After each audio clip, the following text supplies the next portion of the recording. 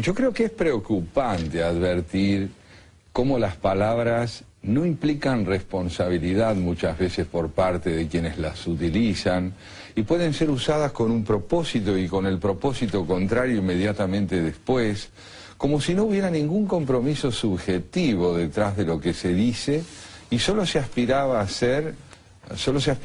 a ser el enunciador de lo que en el instante en que se habla se dice. No hubo antes palabras, no las habrá después. Por ejemplo, fíjense ustedes, ¿no? En la campaña que estamos presenciando en vísperas del torneo electoral, uno advierte que los candidatos pueden de pronto hablar de otro competidor descalificándolo absolutamente, para terminar valorándolo después y asociándose a ellos.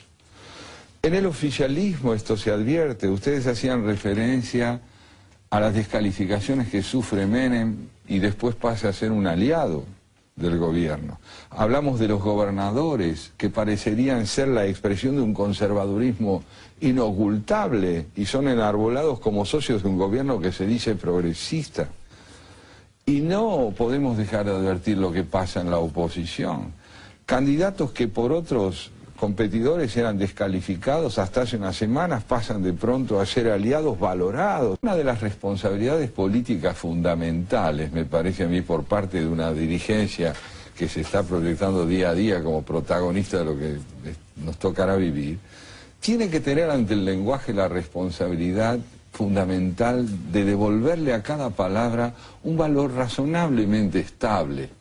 No se puede decir una cosa y desmentirla 2 días después. Ahora, el peronismo o el radicalismo, muy parecido al peronismo en una simbiosis donde uno no sabe qué es una cosa, cuál es uno y cuál es otro, han planteado la dictadura de los hechos. Si te doy de comer o te doy un subsidio, no importa cómo le llamemos, no importa si es de izquierda o de derecha, si es de arriba, si es de abajo, si te miento te digo la verdad, te alimento, te subsidio, te doy. Yo creo que el realismo sin principios es oportunismo, no es pragmatismo. Yo creo que ese realismo que induce a creer que los hechos pueden ser discernidos sin principios se sitúa fuera del campo del pensamiento y se inscribe en el campo del instinto. Es el animal el que discierne la realidad sin principios y guiado precisamente por los recursos que la biología le ha dado. Nosotros no podemos proceder así. No hay duda alguna que debemos ser realistas, pero el realismo, orientado por los principios, se convierte en la expresión de un pensamiento y de un repertorio de convicciones. Cuando abandonamos el campo de las convicciones para proceder con un oportunismo vil, terminamos por venderlo todo al poder. Y cuando uno vende todo al poder, la política ya no le interesa, paradójicamente, porque la política es precisamente el sostenimiento de la convivencia sobre la base del intercambio de principios. 2 o 3 veces creo haberles oído decir a ustedes, pero ¿qué pasa con nuestra sociedad? ¿Cuál es la responsabilidad de nuestra sociedad? La profundidad de esa crisis tiene que ver con algo que es conveniente recordar, aunque sea costoso y sombrío. La política no se ha terminado de reconstruir éticamente entre nosotros. Tenemos urgencias, pero no sé si tenemos la claridad para poder decir que hoy nos debatimos entre 2 expresiones verdaderamente comprometedoras para el porvenir de la Argentina. Una nos propone alcanzar el poder a costa de los principios. La otra nos propone sustituir este pragmatismo por un concepto de la República que aún no está estructurado en la sensibilidad de nuestra sociedad. No se le puede proponer a una sociedad un camino de justicia en el marco de la institucionalidad o en el marco de la República si esto no se ha transformado plenamente en una vivencia necesaria en nuestra comunidad. Ahora, yo le haría esta pregunta. ¿No habrá una diagonal para que salgamos de esta situación?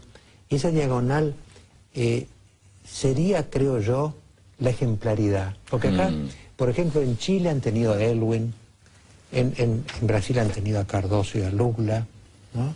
En Uruguay tienen varios, de Sanguinetti para acá. Es decir, conductas ejemplares. ¿Qué pasaría si apareciera un ser ejemplar en Argentina? La ejemplaridad también es el síntoma de un repertorio de principios que han cobrado vida en una comunidad.